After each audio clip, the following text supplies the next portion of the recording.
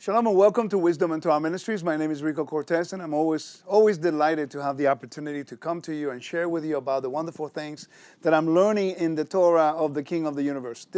Today's teaching is actually a little bit different and quite interesting, in my opinion. There's some of the things that I've been researching, studying, looking into, and I pray that it is a blessing. It has completely enhanced my understanding of a very weird topic that we make it weird because we don't quite understand its context, okay? And this is something that I want to talk to you a little bit about. You know, we're talking about circumcision. But the way we're going to pursue this is what is the Roman view versus the biblical view of circumcision? This is one thing we need to remember. You know, we look at the Bible and we have every argument, every Passover. Right before Passover, there are arguments all the time. What do we do? How do we do it? Should we do it? Should we not do it? Is it a requirement or not? And today we're not really talking about that. We know it is a commandment. But instead of getting into the arguments of whether we should or not, I'd like to consider sharing with you maybe what is the view, the biblical view, and what it represents in its cultural background versus the Roman view, the Greco-Roman view of circumcision. Now, there's a book that I'm reading. It's a very, very good book. It's called Paul in the Greco-Roman World. I have it down there, but I downloaded it and I printed out the chapters 5 of that book. It's called Paul and Circumcision, written by Troy W. Martin. And I began reading it because I asked the question. When I began to talk about this with some of the people, some of my friends, trying to dialogue about circumcision, because every time around Passover it happens. It's always the main topic of conversation. So I began to ask questions: where, why, how come, you know, all those questions that we ask. And I began to ask myself, we know what the circumcision, Brit Milah, means to the Jewish people, to the Israelis, to Israel. But what did the circumcision represent to the Greco-Roman world? Because that's really the worldview Paul is dealing with.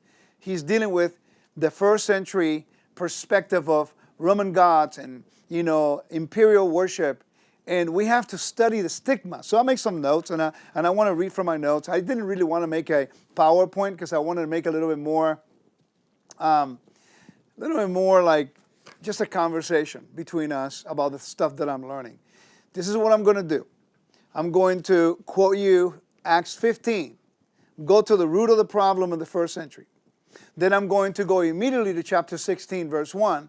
And we need to understand why even the scholars, as I was doing research on this, even the scholars they're amazed about the seemingly contradictory stories in chapters 15 where a Gentile who's coming into a faith is not required to circumcise right away, versus Timothy, whose mother is Jewish, whose father was Greek, but Paul took him and circumcised him. It seems to be a contradictory type thing. It's like, I don't understand. I thought that we don't have to do this, but then Timothy is, you know, half Jew, half Greek, and now Paul says you need to be circumcised. We're going to understand that today. And that's really what provoked my question. Why he is doing something with Timothy but not doing the same thing with everybody else, seemingly. But in reality, what is he really doing? That's what we're going to investigate. I am pro-circumcision. I think that we need to fulfill that commandment. Okay, but instead of getting into the argument whether or not we should, we need to understand as to why.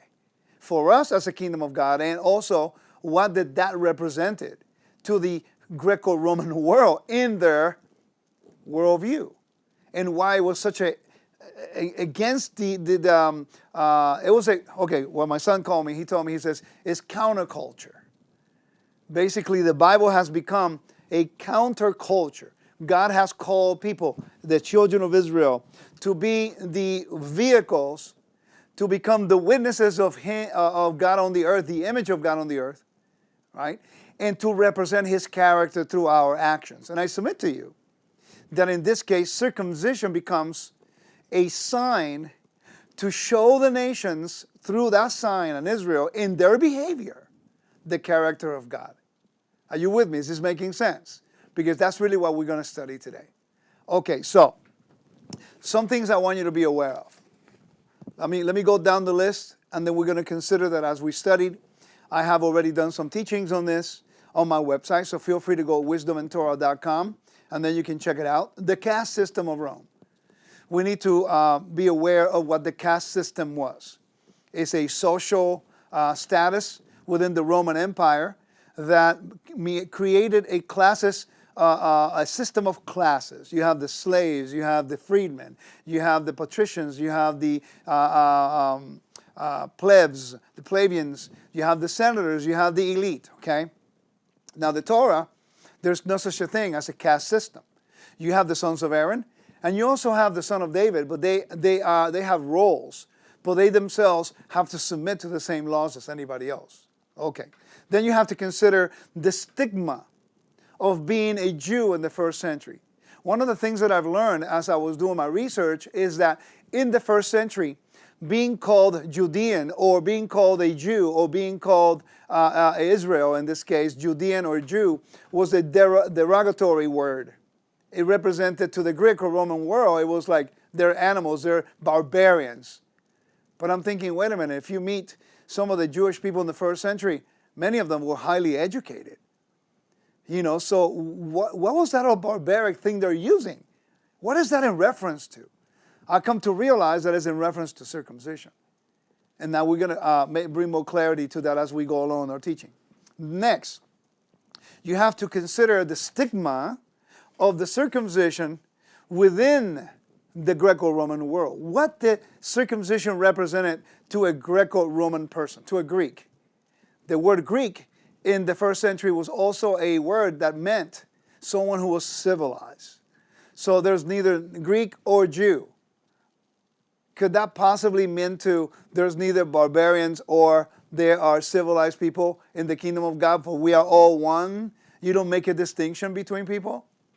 Because the word circumcision and uncircumcised can also mean someone in the covenant and someone outside the covenant.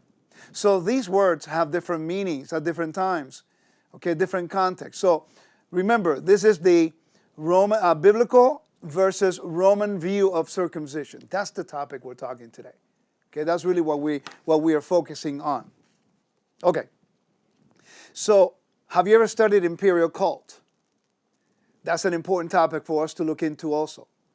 I think when we look into the caste system, imperial cult, and then we look at the stigma of being a Jew and also the stigma of circumcision within the Greco-Roman world, now the letters of Paul is going to make more sense.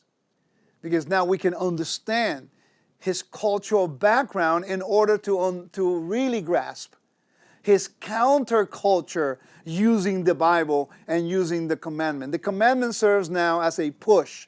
It's basically God's worldview into the Greco-Roman world. The way we think about the Bible is that we want to accommodate our worldview into the Bible, which always creates a conflict. So you have to develop theology in order to accommodate your thinking. But when you understand God's worldview and you sacrifice your flesh and you say, I'm going to do His will, then now you accommodate, basically you adapt God's worldview into your lifestyle, thus you change. Now you become different. So, let's read Acts 15, establish this. We're going to go back to our research, and hopefully at the end of the teaching, it's going to make sense. Okay, to me this has been one of the most exciting teachings that I've researched for my personal life, because I really do believe that we can really get now a greater, maybe a clear understanding of the purpose and the function of circumcision and why it is a sign. Is that making sense? The purpose and the function. It's not just God saying, I feel like I don't know what to tell you in regards to the sign of the covenant, so I know, just cut a piece of your foreskin and your genitalia. That sounds like interesting. No, God did it for a reason. We're going to establish what that is. In Acts chapters 15, okay, we read, and the issue in Acts 15 is that salvation comes through circumcision, according to the Pharisees. Okay, that's really the core issue. Okay, but we only focus on Oh, the Pharisees that believed in Yeshua, they believe that you're saved by doing circumcision. And our argument is always against that. It's trying to find a way to fight against that understanding in the first century. But we never consider the other side of the coin. Okay? So here, the chapters 15 is trying to resolve the matter of Galatians when there were some from Judea going down to Galatia, trying to tell the people in Galatia they needed to be circumcised in order for them to be saved. So chapters 15 is trying to establish the foundation that salvation is a gift of God. So let's read real quick. We're going to read only from verses 1 through 21. I'm not going to read all of them. I'm just going to jump a few, but we need to cover this, okay?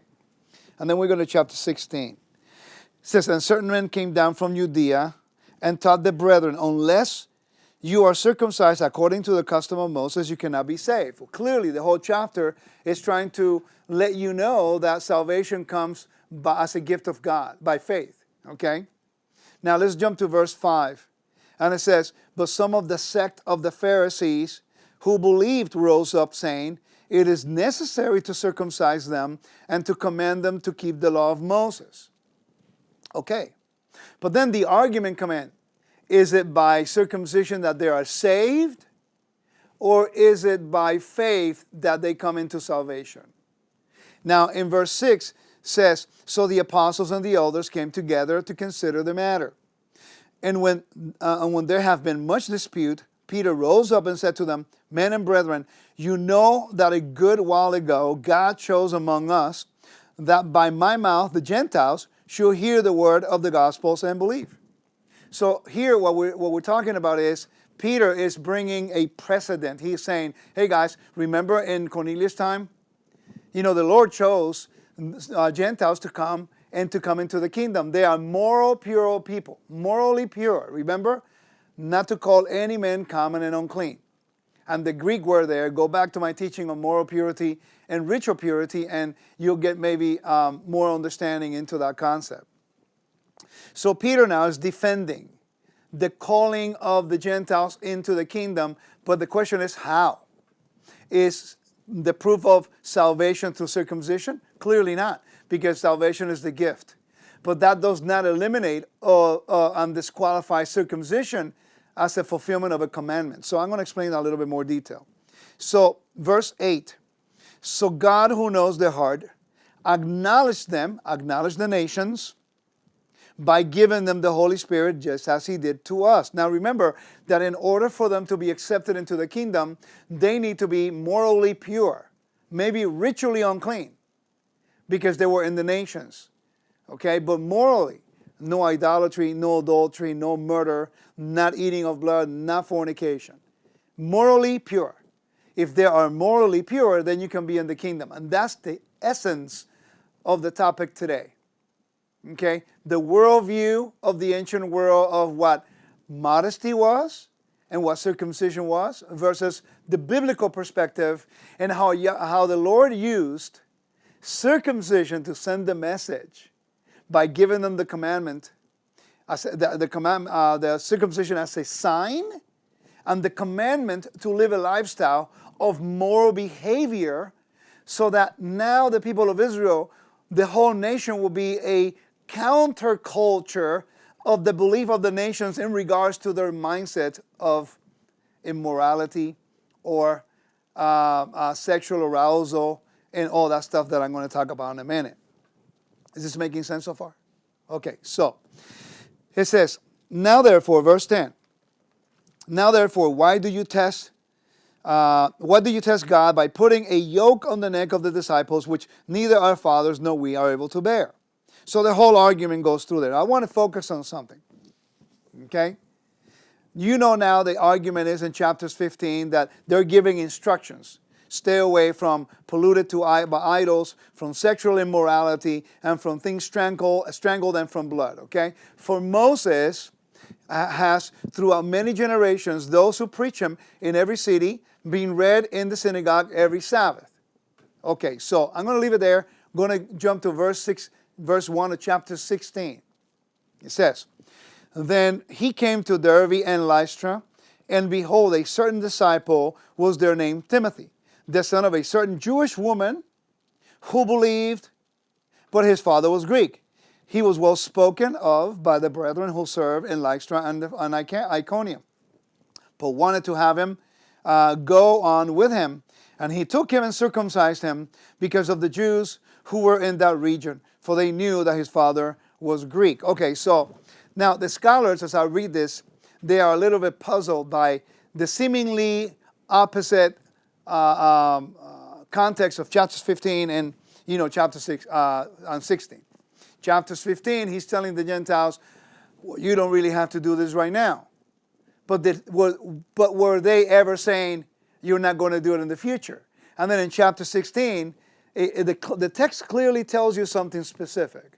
Mother was Jewish, father was Greek, and Paul says, okay, you need to be circumcised. He believed in Yeshua, you follow that commandment. Okay, now, let me put that aside, and we'll come back to Genesis 17, and we'll go back to all the verses. But let's look into the research. Okay, so Israel is supposed to be the image of God on the earth. We already know that. From Genesis, humanity is supposed to be the image of God, to reveal the character, the righteousness, the justice, the holiness, everything that encompasses a kingdom worthy of their king. Imitia die, imitating your God. That's very well known in the ancient Near East. So the Torah goes on now to become the essence of the instructions of a kingdom that through their behavior will reveal the character of their God. Let me repeat that again. Israel becomes the vehicle in which God gives his instructions, the Torah, so that in their behavior and their everyday life, they reveal the character of God, and now Israel becomes the imitators of their God. That's why the Torah constantly is it's like a counterculture to the Canaanites, to the Israelites, to the Egyptians, to the Hittites, to the Babylonians, to the Mesopotamians, to all those people, because God chose Adam to do that, but he failed. He chose Noah to do that, he failed. But he chose Abraham, and he succeeded into making the covenant and showing his children. And then Israel is supposed to be the image of God on the earth, to reveal the character of God, to become a counterculture nation, to be distinct, to be different, to be a nation of priests and a holy people, to also make a distinction between fertility rituals and God's way of worship. So what was the worldview of modesty versus God's worldview? That's what gets interesting. In this book here, I'm trying to choose my words because it's a little graphic, and circumcision is always a very weird topic, but we need to understand what the Greeks believe about circumcision. Okay, so I'm going to give you some examples here. I'll say, so the Greeks felt, however, inarticulately, that the gland, the genitalia, was a weapon. The ideal gland was covered. It has the foreskin. So therefore, to them, it represented sexual arousal, okay, if it was exposed. This is what the Greco-Roman world thought modesty was. They thought that the gland's supposed to have a particular look. And by that look, it represented, in their mind, modesty. This is why when you look at ancient Near Eastern, or you look at Greco-Roman statues of naked men, they all look the same. None of them are circumcised, okay, and they all look the same way. And the reason is because although they were very fertility and sexual in orgies and a lot of the practices they did in fertility rituals in their religions, but in their mind, the look of the male in regards to circumcision, in their mind represented modesty and it represented morality. Not by their actions, but the way they looked. Is that making sense? Okay, so that's really what we're trying to understand here. Now, it says, circumcision thus permanently exposes the glands and renders the male perpetually sexually aroused. You see, to them, to the Greco-Roman world, An exposed gland meant sexual arousal, immoral, depravity, excess. So although when you read Greco-Roman rituals and their lifestyle, for example, when you read into Criminal Law of Rome, I have a book right here, it's called Criminal Law of Rome, and they tell you that a Roman man can have sex with another man as long as the other man is not a Roman citizen. Or a Roman man can have sex, was allowed to have sex with another woman if he was married, as long as the other woman was not a Roman citizen. She was a slave, you can do whatever you want. Okay? So it's quite interesting because now the mindset of the Greco-Roman world creates the whole dynamic of the argument Paul is having. Now, let me ask you a question. Have you ever wondered why you have the Pharisees been established and so zealous about the Torah in the first century? You have to do some research about this. See, during the time of the Maccabean conquest and then afterwards in the Hasmonean family, there was a priest, Onias, who paid some money to get in good with the king of the Greeks so that they can start building gymnasiums. Now, gymnasiums in the ancient world, it's not like today. They wear little clothes, but back then they wore no clothes whatsoever. It was a place where you did business. It was a place where you, like golf today. You know, golf today, people of business, they go play golf, and they do business while playing golf. Well, in the ancient world, the gymnasium was somewhat similar, okay? You want to go talk about business, go to the gymnasiums, and there you do exercise, you have a hot bath, and all the men are naked. Now, imagine that in the Greco-Roman world, all the Greco-Roman men, they have to have a covered gland. Because to them, that was modest. To them, that was moral. Although their behavior was immoral, but the appearance was moral. In their mind, in the Greco-Roman mind. Now, if a Jewish guy goes in there, he will be ridiculed. He will look like a barbarian because he has circumcision. And in their cultural background of the Greco-Roman world, that circumcision represented many things. And I'm going to read it here real quick. Okay, so in the Greco-Roman world, I made too many notes, but I don't want to read them all.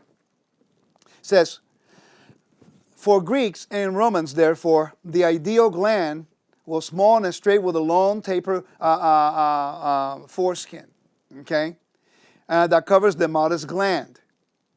Its opposite, circumcision, to them represented permanent exposure of the gland. Circumcision seemed to them, to the Greco-Roman world, to be the ultimate in mindless, barbaric, irreverence, excess, and depravity. Right?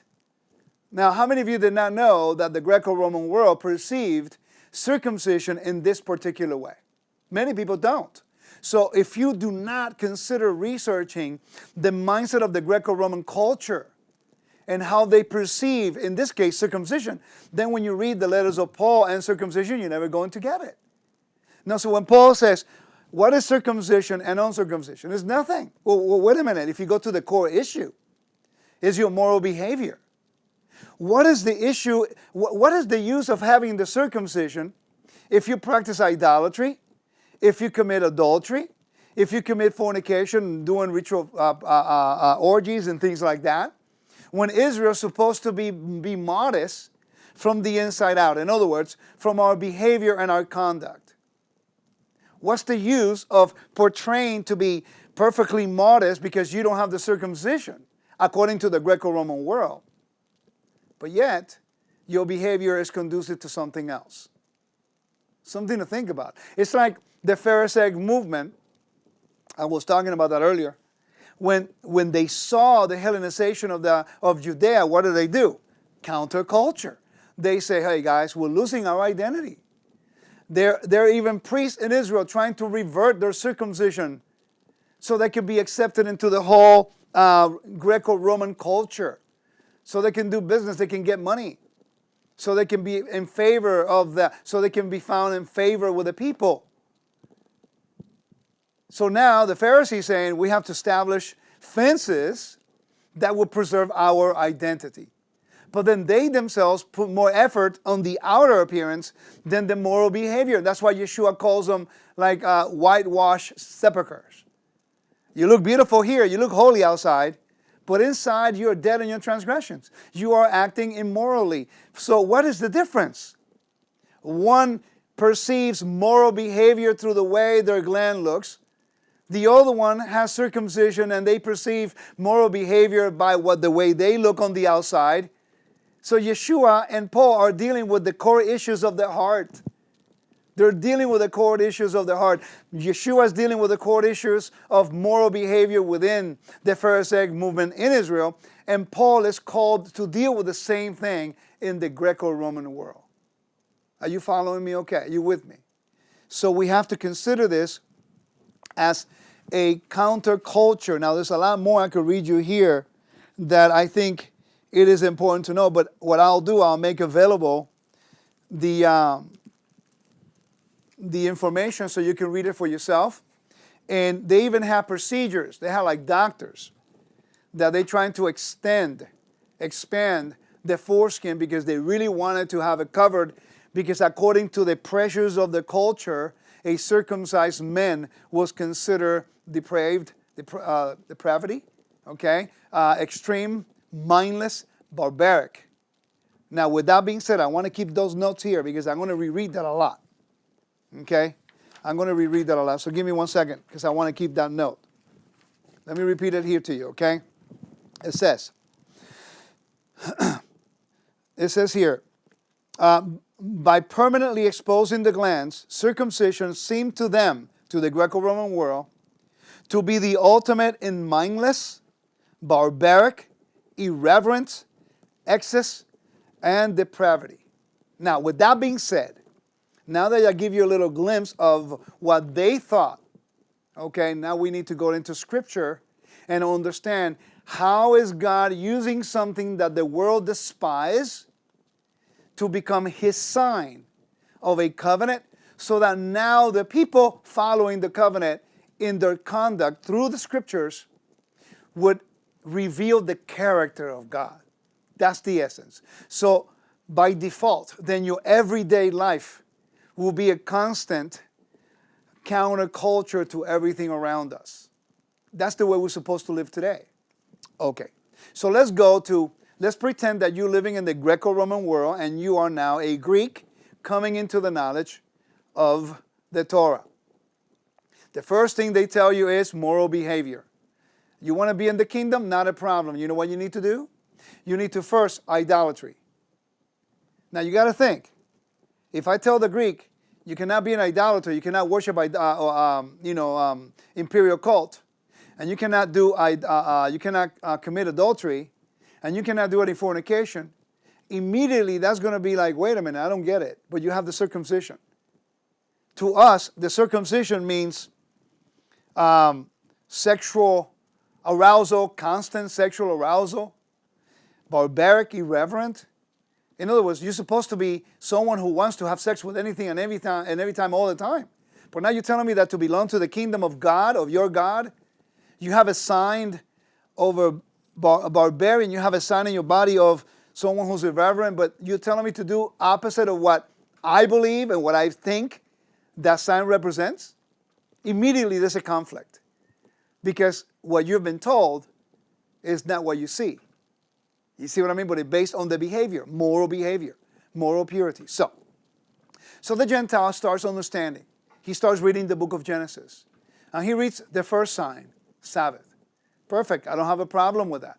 Fine. I understand the God of creation the God of creation is not Juno, it's not Zeus, it's not Poseidon, it's not Baal, it's not Jupiter, it's not any of those gods. It's the God of Israel. I got it. And I keep the Sabbath because it's a sign. I get to proclaim His kingship. Not a problem. I do that with the emperor all the time when I do imperial cult. So to me, I just got to transfer the power. Okay, so I know that this is perfect. So I know that for me to be representative of the God that I cannot see, I have to keep this sign as a sign that I'm in covenant with Him and that I proclaim His kingship. Not a problem. Then you go to Genesis chapters 7 all the way to chapters 11. You have Noah and the flood. Oh yeah, imagine a Greco-Roman guy thinking and say, oh yeah, I heard that story before. I never quite understood it. And then you hear the sign, you see the sign, the rainbow. Hey, I wonder what that meant. You know, I know the rainbow comes out normally after it rains, but I never really knew what it meant. They told me that it represented Greco-Roman stuff, you know. But now I understand that it's God's promise that you're never going to destroy the earth. I get it, not a problem. I could deal with that. So it's not the sign of homosexuality. It's actually the covenant that God made with humanity and creation, okay? I get that, I'll follow that. But then now he's reading the book of Genesis chapter 12. He hears a story of this Gentile just like him, okay, who comes out of Mesopotamia with a culture that was against, you know, more or less the same part of what the Greco-Romans were observing came from Persia, Mesopotamia anyway. It was just a transport, all right? So he recognizes, hey, I'm a Gentile like that guy. You know, and the God used this man to be, you know, the core person to establish his kingdom? A Gentile like me? Well, there's hope. I want to believe. And then he starts reading chapters 15. In chapters 15, that Gentile says, wait a minute, the God who created the heavens and the earth and gave the Sabbath, the God that made a covenant that he will never destroy the earth after the story of Noah, the same God chose Abraham, a Gentile like me, to come into the covenant. Now this Gentile is going to receive land and supernaturally have inheritance? Well, I live in the Greco-Roman world. I don't have money. I'm not a patrician. I'm a pleb, or I'm a slave, or I'm a freedman, and I have no honor. You mean to tell me that now I have honor in the name of this God that I don't know, that I don't see? Yes. And you go, I'm game. I want to be in there. I want to do that. Then you get to chapter 17. In chapter 17, now it gets a little challenging.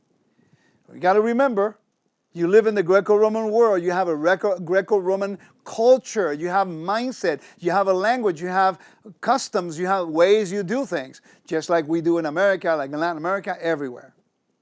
Okay, did you know that we have the same arguments today as we did back then? The Bible still functions as counterculture. It's God's worldview.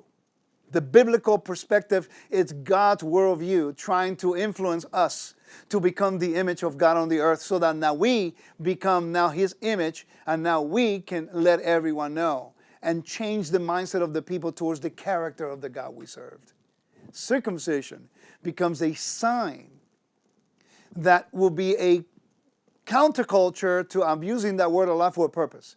It's a counterculture to the mindset of the people back in the ancient world, as well as in the first century. In other words, they believe it was barbaric, sexual arousal, immoral, it was depraved, it was irreverence, it was excess. And now the Lord says, no, you don't understand, that's my sign. Listen, imagine if you're a Greco-Roman person and then you start reading the Torah. The first thing you do, you don't commit adultery. To be in the community, according to Acts 15. You do not commit adultery. You do not commit fornication or idolatry, and then you don't eat meat, sacrificed to idols, and you do not, eat blood, okay? Or blood, which means murder, okay? It's also another expression for murder. Now, think about this. You live in the Greco-Roman world, surrounded by fertility rites, fertility rituals, as it was done in the ancient Near East. And the first thing they asked of you, the people that you think are that deal with excess, that they're barbarians, that they're sexually aroused all the time, because the way you were taught is they have circumcision. So therefore they are the scum of the earth. Now when you want to hang out with them, they have character, they have morality, they're loyal to their wives, they're loyal to their family, they help the needy and the homeless and the widows. It completely goes against the mindset of what they taught you, destroying every myth that they taught you. Now that Gentile, it starts to read Genesis 17. Everything was great. I accept the Sabbath. I accept the sign of Creator that He's not going to destroy the earth with a rainbow. That's a cool sign. I like that one, but I have a problem with this one. By the way, it's interesting that every Christian brother who's trying to make the transition to the Torah, this is the one thing they fight constantly. They start with the Sabbath. Immediately they say, okay, good. Then they go to the Torah. Oh, okay, good. But when it gets to circumcision, whoa, it's like cats fighting, Because we do not understand what the function and the privilege that God has given us to bear that sign, because we don't know the purpose why he wants us to have it. And I think once we understand the function and the purpose, then we can embrace the opportunity to do it, because now we have responsibility and a calling behind it. And that's what we're going to talk about the rest of the time we're doing this. So the Gentile is reading Genesis 17. In the synagogue, they're reading it to him. When Abraham was 99 years old, the Lord appeared to Abram and said, I am the Almighty God, walk before me and be blameless. And I will make a covenant between me and you, and I will multiply you exceedingly. Then Abram fell on his face and talked with him, saying, as for me, behold, my covenant is with you, and you shall be a father of many nations. So the Gentiles happy. Hey, that's me. I'm here. I'm a fulfillment of that promise. And then it says, no longer shall your name be called Abram, but your name shall become Abraham. And I have made you a father of many nations. To a Gentile in the Greco-Roman world, they knew that when somebody changed your name, that represented honor. It's a big deal. Okay? And it says in verse 6, I will make you exceedingly fruitful, and I will make nations of you. Kings shall come from you. In the ancient world, when you heard that a prophecy was given that you will have many, many children, that was a sign of fruitfulness. By the way, God is doing with Abraham what the Lord told Adam to do, to multiply it and be fruitful. The same thing. It's a new creation motif here. And now the Lord is trying to do the same thing with this Gentile. He's saying, if you take the covenant that I gave a Gentile back then, and then he came into my kingdom to become my image, to reveal my character, I will do the same thing with you. I will give you honor. I will give you land. I will give you fruit of your womb, of your loins, if you're the male, and the womb if you're the female. I will give you all these things, but you have to do something. You got to give your body as a sign to reveal my character, so everybody knows how I function. So the nations will know how God functions. He reveals it through us. So let's continue. It says, and I will establish my covenant between me and you and your descendants after you in their generations for an everlasting covenant to be God to you and your descendants after you. I will give you and your descendants after you the land in which you are a stranger, all the land of Canaan, as an everlasting possession. I will be their God. And God said to Abram, as for you, you shall keep my covenant, you and your descendants after you throughout their generations. This is my covenant with you, which you shall keep between me and you and your descendants after you. Every male among you shall be circumcised. Oh, wait a second, I can't do that. Can you imagine a Greco-Roman guy, a Greco-Roman person, a man, he's saying, man, he was doing so good. I was going to have honor. I was going to have a new name. I was going to have children. I was going to be a blessing. And then I got to have circumcision? I don't think so. My family, my friends, if I get circumcised, I'm going to be completely separated from my family, separated from my culture, separated from my identity, separated from being honorable in their eyes. Yeah, but you're going to be honorable in God's eyes.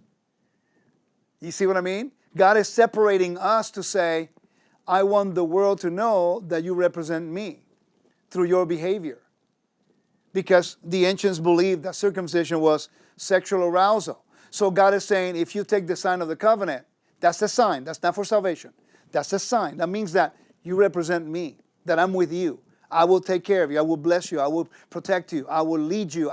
No one will touch you. You are mine. Your job and your function is now that you separated towards me, for me, you kadosh, you're holy. Now that you have my sign, now you're going to reveal through your actions, through your behavior, through moral behavior, my character, because the nations don't know I exist. The nations think that the rain that I provide, this is as if the Lord is speaking, right? That the Lord that I provide, or that He provides, was the sperm of Baal having ritual cosmic sex with the earth, the Mother Earth, and the fruit that came out of the earth was the sexual relationship, fertility ritual between the heavens and the earth. That's why you have the first fruits. So the Lord chose Israel to counter that culture by asking Israel, Nisan is going to be the beginning of years for you. While in Mesopotamia, in the month of Nisan, they were worshiping Marduk, for 12 days in their fertility rituals, and the Canaanites were doing their fertility rituals, the Lord says, no, you're going to be different. When I give you the early and the latter rains, and you have the fruit of the land, you're going to bring it to me. You're going to let everybody know I'm bringing my first fruits, and you're going to have a big celebration in Jerusalem. You're going to bring it to me so everyone knows that it's not Baal, that it's not Astarte, it's not Asherah, that it's me, that I'm the one who provides the oil, provides the fruit, provides the food that you need. Counterculture. Circumcision becomes the same thing. So now he says here in verse 11, and you shall be circumcised in the flesh of your foreskin, and it shall be a sign of the covenant between me and you. So clearly, the circumcision is not for salvation. The circumcision becomes now the essence of the sign, allows us to go from one aspect of how we behave in life with no covenant to how we behave now, whom we represent. How do we do that? When you read in the book of Exodus, the Lord is revealing to Israel and anyone who reads it the power of redemption. He tells them, he says, hey guys, I want to redeem you. You called out to me, you cried out to me, I will redeem you. I will destroy the enemy. I will bring you with a mighty strong hand and great power. Takes them to Mount Sinai. On Mount Sinai, the book of Joshua chapters 5 tells us that all that came out of Israel, the first generation, was circumcised. Now imagine if you reading as a Greco-Roman person, reading the story of the Exodus on Mount Sinai, that when they worshiped the golden calf, but they were all circumcised. And according to his mindset is that the circumcision represented sexual arousal, fertility rituals, adulteries, orgies, and everything. And then all of a sudden, those things occur. Idolatry, worshiping another god, the golden calf, another altar, another authority, orgies, and they're doing all kinds of unspeakable things. And the Lord says, no, that's not acceptable. The Greco-Roman person is going to be confused. Because of their worldview, circumcision represented something barbaric. So now when they read the story of the Torah, when they do everything that the Greco-Roman person thought was barbaric, now the Lord is saying, no, that's not acceptable. And they see the exchange between God and Moses, saying like, no, I want to destroy them. That's not acceptable. They transgressed against me. They have completely turned away from the covenant. Circumcision is not going to help you. And the reason that you have the circumcision, you have greater responsibility. That's why if you break one command, you break them all. Because we are a covenantal relationship with God. If I do something willfully, rebelliously against God, willful and rebellious, that's not, I know by hand that I want to do it. That is an affront to the authority of the Creator. Thus, He has the legal right, according to covenant, to get rid of us, for the curses to come upon us. Because we agreed to that in Deuteronomy chapters 27 and 28. Are you with me so far? So therefore now, the Greco-Roman mindset of that Gentile, when they're reading the episode of Mount Sinai, when the Lord brought judgment on the 3,000 people for what they did, idolatry, and they rose up to play. That meant ritual sex. Another story is also when they get to the story of Balaam and Balak. Balak is asking Balaam to curse Israel. And Balaam tells him, no, what God has blessed, no one can curse. But then Balaam tells Balak, he says, I know how you can get them to fall. Send the Ishmaelites to the Midianite women, the princes. Send them down there. Entice them to worship other gods and to do sexual sin. And that's exactly how it happened. They went down there, and the men, what do? The story tells us that they went down there, they worshiped their gods, they built other tents. Right? They worship other gods and they have sexual sin, and they also ate the food, sacrificed meat to idols. They have sexual immorality and they worship other gods. Exactly the same things mentioned in Acts 15. Imagine the Greco-Roman person looking at the story saying, well, I don't get it. You also are circumcised. Why is God against the very thing that circumcision means to me?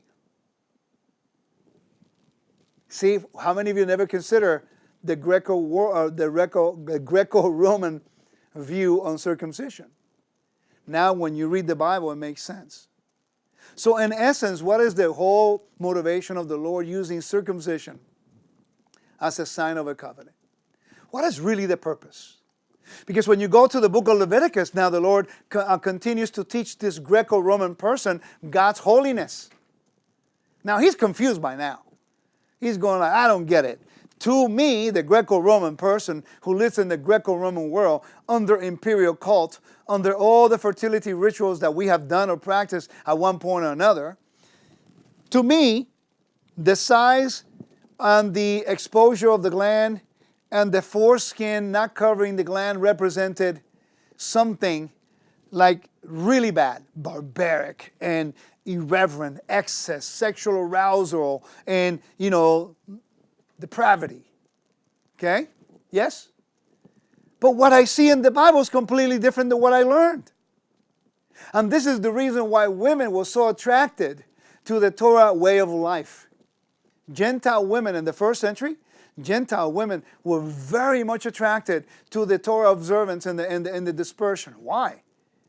Because they see men who follow the Torah, who live by the biblical principle, if they were really loyal to God, that they were family men, that they took care of their wives, that they took care of their children the way it was supposed to. So to that women, they're looking at what they believed. Oh, so who would you rather have? A guy who is not circumcised to appease the culture as being moral, and then using the laws of Rome to go cheat on the wife by sleeping with a slave woman? Or you rather have a man who loves the God of Israel, who bears a sign, and that sign now he is bound to conduct himself in a moral behavior with a moral character that God possesses. So what is really the essence of circumcision, if you really go down to the nitty-gritty, is that the Lord wants to use us to become the vehicles to show through our behavior the character of moral behavior, loyalty, and love to the nations. So that we ourselves become, in our observance, a counterculture to what everything around us. So people will see a distinction. Through the cities, they see the distinction. Through the Sabbath, they see the distinction. Through the feast, they see the distinction. Through the circumcision. Now, what's interesting is, someone asked me the question in the Spanish class, when I did this teaching in my Spanish class. And it was not part of the teaching, it was after, questions and answers. They asked me, well, wait a minute, Rico, how about the women? They don't get to have the circumcision. Now, the Muslim world, in some places, they do women's circumcision. Okay, because to them, that's the moral thing to do. It's mutilation. But to them, that's the moral thing to do. But what's interesting is that although virginity is not a sign of a covenant in the Torah, virginity, however, is the requirement of a young woman to bring honor to the family. Because in the ancient world, the men preserved the honor of the home, the women preserved the purity of the house. So for her, and remember, both are sexually related. Now think about this. Men's circumcision is in the genitalia. What you do with that can create chaos or can create family. Okay, that's true. It happens. Okay? Women, however, is the same thing. A woman who's a prostitute, prostituting themselves, they are shaming themselves. Now imagine if a woman of Israel becomes a prostitute, then what would the people will say about the God of Israel? This is the reason why women were not allowed to be priestesses in the temple. Because in the ancient world, in all the cultures, in some places the women were temple prostitutes. So therefore in Israel you're not allowed to go beyond a threshold, so that no one will say that God has temple prostitutes in his temple. It's not about prostitution. It's not about fertility rituals. It's not about death. It's all about life in the temple of God. So virginity in the Bible, clearly the Lord allowed men and women to come together and have intimacy and have intercourse in a covenantal relationship that shows the fruit of it, so the children, to create a family structure, a family, a house, and a piece of land. There you go. Okay? But if a woman defile herself and loses her virginity, that brings shame to the family because now she has compromised the purity of the family. You see what I mean? So therefore now, the woman's, in this case, the man's sign is a circumcision. And the woman, when she gets married, she had to show the sheet, right, where there was blood, to prove to the husband that she was a virgin. Because she was not a virgin, then he loses honor. Now, if that's the case, if the women of Israel prostitute themselves, then the Lord loses honor, because then everyone's going to think that the God of Israel allows prostitution, like the Canaanites did, and like the Egyptians, and like the Mesopotamians, and even like the Romans. We know that, we have historians talk about, Corinth in Corinth.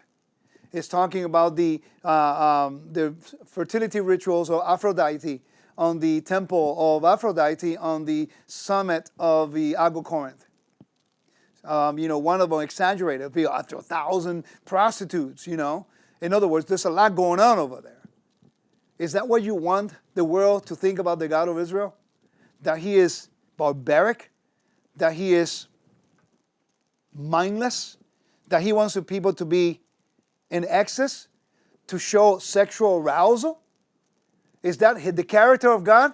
No, the book of Leviticus teaches you completely the opposite. There comes a Greco-Roman person reading the book of Leviticus, chapters 1, all the way to chapters 8, and chapters 9 and 10. And then from chapters 11 forward, he starts teaching us about foods and stuff. And the behavior, which animals to eat, not to eat. In chapters 12, he starts talking about childbirth. And then, then he starts talking about sex. What is acceptable, what is not acceptable. Chapters 16 and 17 and 18. Can you imagine the sexual laws in chapters 18? The chapters 18 would have been completely opposite of the Greco-Roman perception of the God of Israel, just because the people have circumcision. Just reading Leviticus 18 to a Greco-Roman person would have gone like, wait a minute. But I thought circumcision meant this. Well, yeah, to you guys it means this, but to us means a sign, which means we are now holy, which means now that we have rules of conduct, which means now that we are imitating our God. For he is holy, he wants us to be holy, separated to him. So now he gives us the instructions to know exactly how he wants us to behave. That means that now Israel is supposed to be the catalyst of promoting the character of God to the nations through our behavior that is moral in nature. So when you start reading in chapters 18, the Lord spoke to Moses, saying, speak to the children of Israel and say to them, I am the Lord your God. According to the doings of the land of Egypt, where you dwelt, you shall not do. And according to the doings of the land of Canaan, where I am bringing you, you shall not do, nor shall you walk in their ordinances. You shall observe my judgments, keep my ordinances, and walk in them. I am the Lord your God. And then he says, you shall therefore keep my statutes and my judgments, which I am, and if a man does, he shall live by them. I am the Lord. Okay? And he says, none of you shall approach anyone who is near of kin to him to uncover his nakedness. I am the Lord. And then he goes on in a huge amount of information about what is acceptable, what is not acceptable in the realm of morality, modesty, behavior, and sex. Completely opposite of the Greco-Roman view of circumcision. Ladies and gentlemen, what I'm trying to convey to you is this. We have an incredible opportunity. While everyone argues about circumcision every year, we have lost sight of the function and what the Lord is trying to convey according to this. And I'm going to finish with this. Let's go to Exodus chapters 12.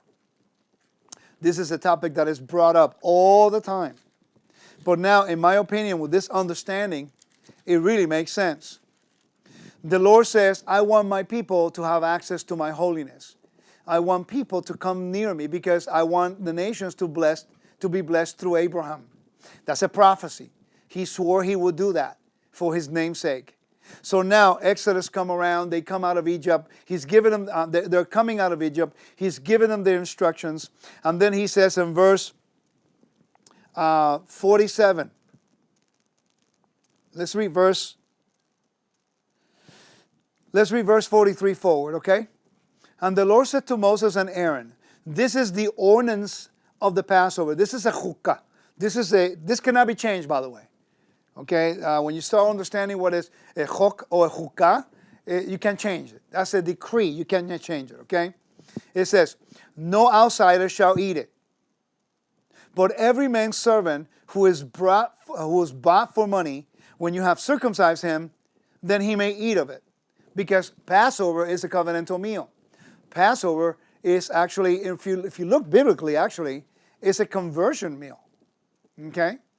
If you really be honest with what conversion is, Passover becomes the day that when you have the sign of the covenant, you partake of a holy meal because you're only worshiping God.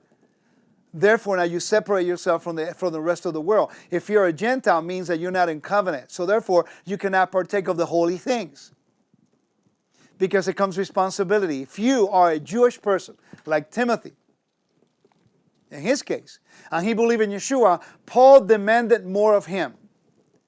Paul is saying, Timothy, you have no excuse. Those Gentiles coming in, they have a worldview different than ours.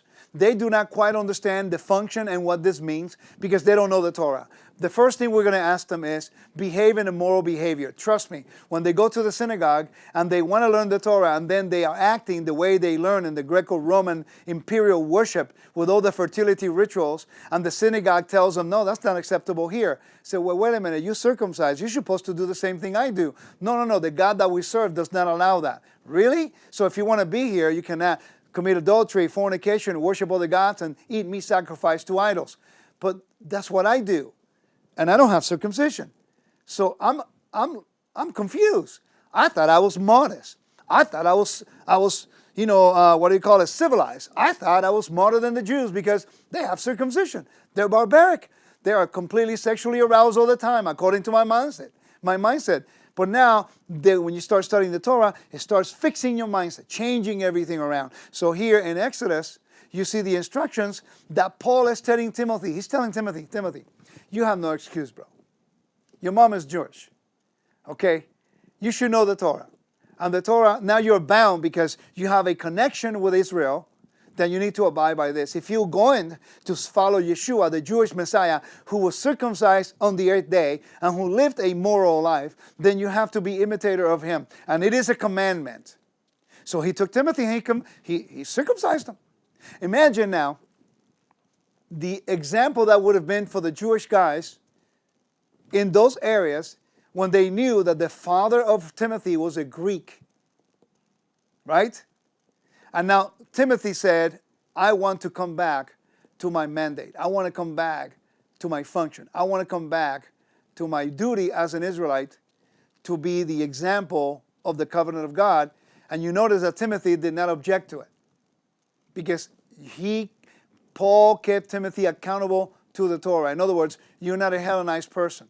You're not to walk and to live as the nations live, according to Leviticus chapters 18. You are to do exactly what God says to do. So therefore, let me give you the sign of the covenant. Come. Sign of the covenant. From this moment on, you're no longer a Greek. Your father may be Greek, but you're not a Greek. You're now part of the covenant. You must conduct yourself accordingly with the holiness, with the character of God, and the way he does things. What an example to the Jews and the Greeks at the time. Okay? So what is the requirement of circumcision for Passover? It says, verse 45, and a sojourner and a hired servant shall not eat it. In one house shall be eaten. You shall not carry of the flesh outside the house, nor shall you break one of his bones. All the congregation of Israel shall keep it. And when a stranger sojourns with you and wants to keep the Passover to the Lord, let all his males be circumcised, and let him come near and keep it. And he shall be as a native of the land, for no uncircumcised person shall eat of it. One law shall be for the native born and for the stranger who sojourn among you. So clearly the Lord is saying, I welcome the nations, but they need to understand that they now have a function if they come to eat at this table. This meal is holy. This meal is for my people. This meal is for the moral behavior. It's supposed to be a representation of my covenantal relationship with them, and they're supposed to behave in a moral manner to sit at my table. If you're a Gentile and you don't have circumcision, then you need to decide the ways of the world and the worldview, or my character and my covenant and my blessing. If you take my blessing, I will give you land. I will give you honor. I will give you descendants. I will give you an inheritance. But then you, in turn, when you take that sign of the covenant, you are bound to me in covenantal relationship. Now your job and your function is to reveal the character of the God that no one sees through our actions. And the Torah now becomes the instructions to teach us the character, the behavior that He requires of us, so that now we, through the sign, which is greater responsibility, when the world looks at us, and they look at us from their view as barbaric, irreverent, excess, mindless, and also in the state of sexual arousal, because that's what they understood, our behavior in a moral nature reveals the character of loyalty, of love, mercy, and loving kindness of a God that they don't see. What a great responsibility it is to know that the Lord trusts you. Trusted Abraham. Abraham was willing to do it. Think about it. 99 years old. And Abraham not only circumcised himself, but also the 300 people, or the people who lived in his camp. Think about that. One thing is when you do when you're 8 days old. Another thing is when you're 99. Okay? When you choose to do it. Now, the reason why it's important to do it at 8 days old is a commandment. And the responsibility falls on the parents to teach the children to live moral lives. So if someone who grows up in the Torah with a circumcision, and now they are idolaters, they prostitute themselves, and they don't do what is right, they are shaming the name of God by their actions. That's why if you break one, you break them all. You have a greater responsibility. So Paul says, what is circumcision and uncircumcision? It's nothing. True. It's nothing if your heart is not living according to the moral standards of the Creator. Right? So if an Orthodox is keeping all the laws of purity, but they're a lousy person, and they go sleep around because their woman or their wives are in a menstrual cycle, okay? And they do things that are not supposed to be done right. They oppress people. They do their own thing. But they keep every ritual purity law perfectly. To the Lord is irrelevant. That this on the outside is perfect, but the heart is far from Him. Same thing is from a Gentile. What's the use if your foreskin is still intact, but then your practices on everyday life is immoral? You see, they both sides of religion or cultures have the same problem. So the Lord is saying, I'm looking for people who are willing to take my sign, be loyal, be faithful. I will bless you. I will give you honor. I'll give you eternal life. Now you understand why the Lord was so pleased with the Greco-Roman people coming into the gospel. They're saying, I know the God of Israel has dominion over life and death. I know that the God of Israel is faithful and true. What do I need to do to be loyal to Him? I confess with my mouth Yeshua is the Messiah and that God raised Him from the dead, so I know I'm not going to be shamed. What else do you want me to do? Well, you need to conduct yourself in a moral behavior. You cannot sleep around, commit adultery, sacrifice meats to idol, and do this. Okay, not a problem. And then it says, take the sign of the covenant. What is it? Circumcision. Whoa. Now I have to take the sign that everyone outside my circles now in the Torah is going to think I'm barbaric? And then the rabbi will tell him, or the Jewish guy will say, yes, but now you will become a vehicle and a vessel to show to the nation who will belittle you, marginalize you, and make fun of you for that. But your behavior and your conduct is going to be the vehicle God is going to use to reveal the loyalty and the character and the integrity that He possessed. And thus, you raise the level of His name in honor. I pray that this short teaching has allowed you to see the Roman versus, the biblical perspective of circumcision. And I pray that I've done a decent job presenting it. There's a lot of information. that I couldn't really go into. It's a little too graphic. I don't want to get into that kind of graphic stuff. But if you understand what the Greco-Roman world perceived of circumcision, then you read the letters of Paul. In my opinion, as has happened to me in my research, I read through the letters and I understand the backdrop, what it means to a Jewish person, what it means to the Greco-Roman world. And now I understand what Paul is dealing with. He's dealing with the circumcision of the heart. He is saying, if your heart is not circumcised, you could have circumcision and still be as pagan as anybody else. If your heart is not circumcised, you can still have your foreskin thinking that you are now civil, thinking that you are now, modest in your world, in the Greco-Roman world, and still be morally corrupt by your actions. So now we have a better balance, understanding God's biblical worldview versus the Greco-Roman worldview of circumcision. May the Lord bless you and keep you guys. Thank you so much for joining me. I pray this teaching was a blessing to you. Don't forget to go to wisdomandtorah.com for more teachings and more instructions. Shalom. Bye-bye.